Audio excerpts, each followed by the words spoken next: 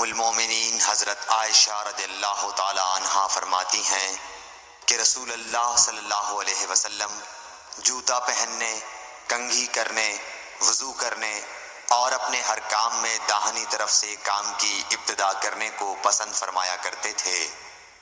صحیح بخاری حدیث نمبر 168۔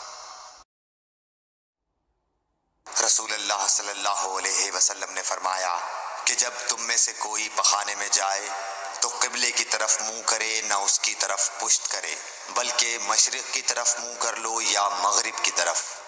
صحیح بخاری حدیث نمبر 144۔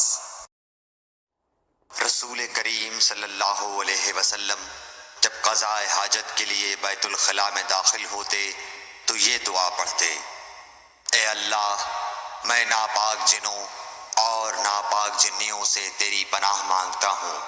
صحیح بخاری حدیث نمبر 142۔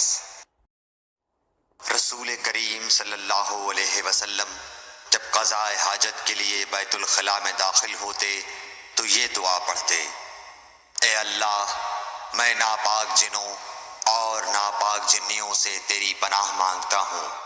صحیح بخاری حدیث نمبر 142۔